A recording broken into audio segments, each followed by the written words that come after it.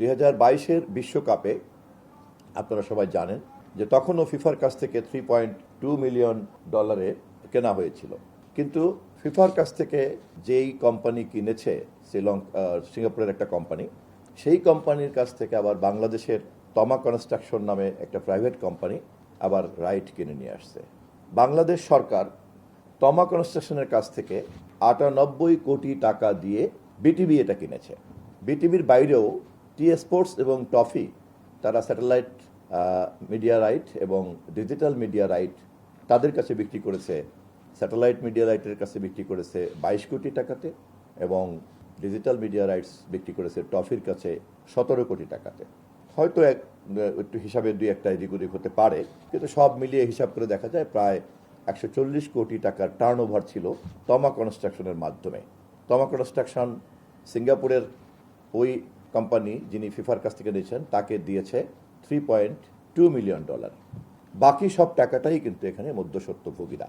সেখানে বেসরকারি প্রতিষ্ঠান হিসাবে টি স্পোর্টস 22 কোটি এবং টফি 17 কোটি তারা কেন দিয়েছে, তারা লাভ করেছে কিনা সেটা তাদের হিসাব। কিন্তু বাংলাদেশ সরকার তার সম্প্রচার মাধ্যম বিটিভি জনগণের ট্যাক্সের টাকা ক্যাবিনেট মিটিং করে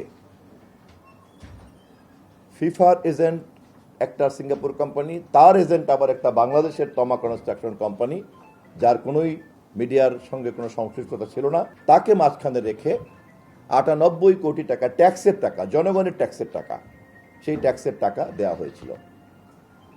আর বেসরকারিদের কাছ থেকে আদায় করা হয়েছিল বাকি আপনার 40 কোটির মতো, 38 কোটি টাকার মতো। এই 2022-এর বিশ্বকাপের সঙ্গে 2026-এর বিশ্বকাপের আমাদের যে খরচ, সেটা একটা তুলনা করতে হবে আপনাদেরকে, এবং এই তুলনাটা সামনে আনলেই বোঝা যাবে যে শেখ হাসিনার আমলের বিশ্বকাপ, সেখানে কিভাবে বিশ্বকাপ দেখানোর নামে দুর্নীতি হয়েছে, টাকা লুটপাট হয়েছে, মধ্যস্বত্বভোগীরা ব্যবহার করেছে, রাষ্ট্রের অন্যান্য ক্ষেত্রে যেভাবে লুটপাট হয়েছে এখানেও কিভাবে হয়েছে। আর এই সরকারের আমলে আসল ফল থেকে তৈরি সম্পূর্ণ প্রিজারভেটিভ মুক্ত ফ্রুটিকা, পিওর মানে ফ্রুটিকা। আমাদের নেতা তারেক রহমানের সরকারের আমলে তার নির্দেশই ছিল মন্ত্রী হিসেবে আমার প্রতি, যে খেলা দেখাতে হবে, কিন্তু দেশের এই করুণ অর্থনৈতিক অবস্থার ক্ষেত্রে কোনো টাকা খরচ করা যাবে না। আমরা মাননীয় প্রধানমন্ত্রীর নির্দেশে ফিফার সঙ্গে লাগাতারভাবে দর কষাকষি করেছি।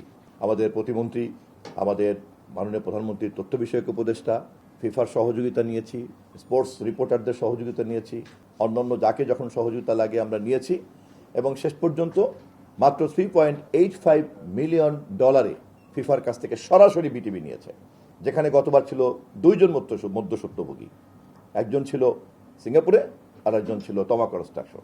এরপরে আবার সেই মধ্যস্বত্বভোগীকে সরকারের ট্যাক্সের টাকা, জনগণের ট্যাক্সের টাকা দেওয়া হয়েছিল 98 কোটি টাকা, আর বেসরকারিভাবে বিক্রি করা হয়েছে 22 কোটি এবং 17 কোটি, দুটা মিললে যা হয়।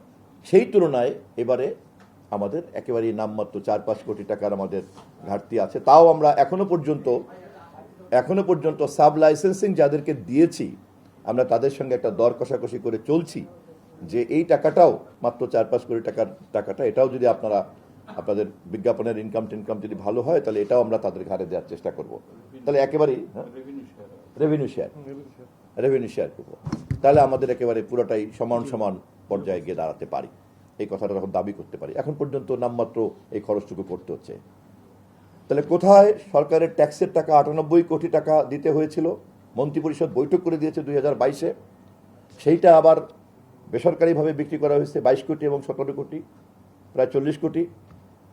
আর সেখান থেকে এবার একেবারেই আমরা মাত্র 3-4 কোটি টাকার ঘাটতিতে আছি, যা হয়তো আমরা পূরণ করে ফেলতে পারি ইনশাল্লাহ। এই চিত্রটা জাতির সামনে, ফুটবল প্রেমিকদেরকে সামনে রেখে জানানো দরকার, এই কারণে যে মানুষের যে কোনো অধিকার এবং সেই অধিকারকে দেয়ার নামে রাষ্ট্র যারা পরিচালনা করেন, তারা যদি এটাকে দুর্নীতির হাতিয়ারে পরিণত করেন, তখন কি হতে পারে।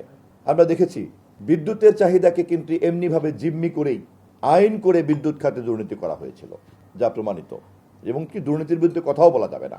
ঠিক তেমনি ফুটবলের প্রতি যেহেতু তরুণ প্রজন্মের সকলের আগ্রহ আছে, এটা দেখাতে না পারলে সরকারের জন্য এটা একটা বিরাট একটা সেবার দায়িত্বের ক্ষেত্রে ঘাটতি। কিন্তু এটা দেখানোর নামে আবার কি পরিমাণ দুর্নীতি 2022-এ হয়েছে, তা 2026-এ তারেক রহমানের সরকারের আমাদের তথ্য মন্ত্রণালয়ের পারফরমেন্স, বিটিভির পারফরমেন্সের সঙ্গে তুলনা করলেই আপনাদের কাছে পরিষ্কার হবে।